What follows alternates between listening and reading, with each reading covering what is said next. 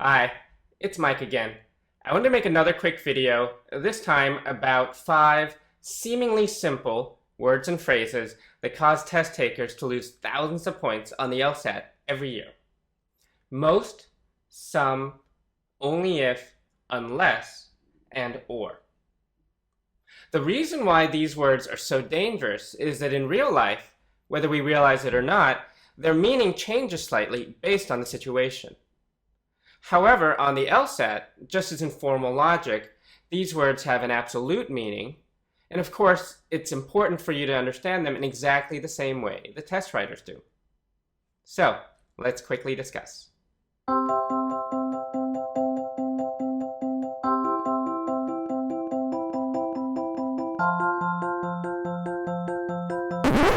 Killer LSAT Vocab.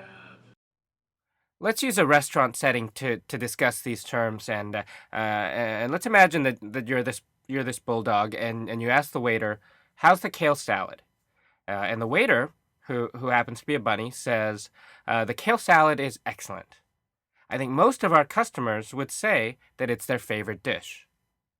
The implied meaning of the word most in this context is that it is simply some unknown amount that's greater than half.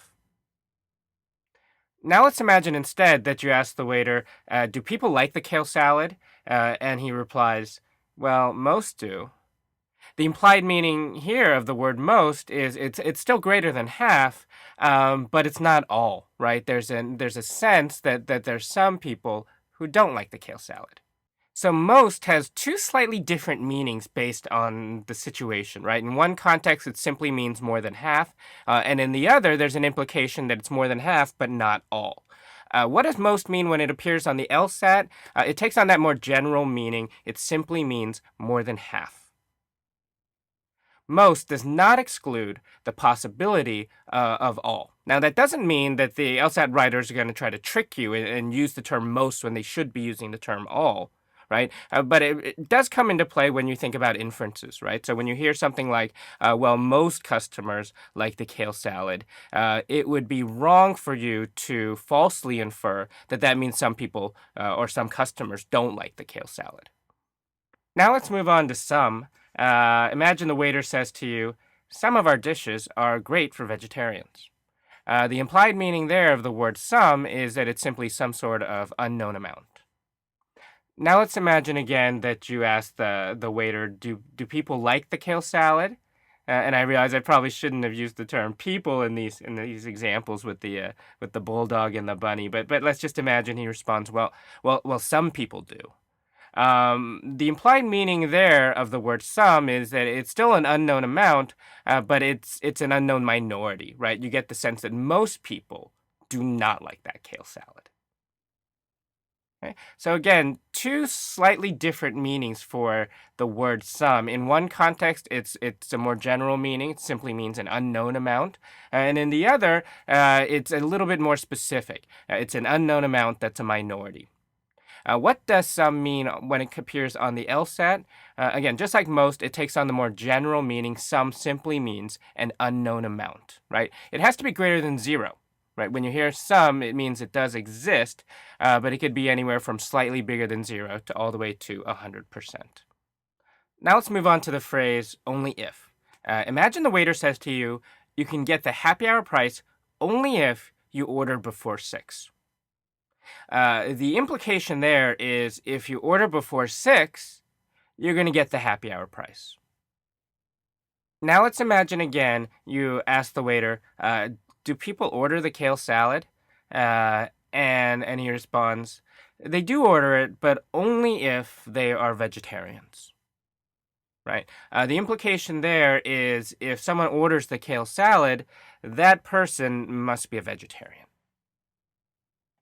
The difference in meaning here is a little bit tougher to see, so let's go ahead and draw this out. In the first situation, notice that essentially what this the implied meaning is that if we have this thing after the only if, you order before 6, then you're guaranteed the thing before the only if, right? You get that happy hour price. Notice in the second situation, What that only if guarantees really is if the thing before it happens, right? If you order the kale salad, then that's really a guarantee of the thing after the only if. You must be a vegetarian, right? That the implied meaning of that second phrase is not that all vegetarians order the kale salad, right? So notice that in these two contexts, you could argue only if actually means kind of the exact opposite thing, right? Relative to each situation. So what does only if mean when you see it on the LSAT? On the LSAT, it matches the meaning of the second situation. Okay, so when you see the term only if, what that tells you is the thing before it guarantees the thing after it. Okay, so if they order the kale salad, you know for sure they're vegetarians. You cannot say that if they're vegetarians, they for sure order the kale salad. Now let's move on to unless, and we'll use the two same situations that we use for only if. Imagine that the waiter says to you, you can't get the happy hour price unless you order before 6, right? The implied meaning there is if you order before 6, you're guaranteed the happy hour price. Now let's imagine again that you ask the waiter, do people order the kale salad? And he says, people don't order it unless they're vegetarians. Right? The implied meaning there is, again, if you order the kale salad, you must be a vegetarian. So just like only if, notice that in these two situations, we're using the term unless in arguably opposite ways, right? In the first context, you can't get the happy hour price unless you order before 6. The implied meaning there is you order before 6, you get the happy hour price. In the second one, people don't order the kale salad unless they're vegetarians.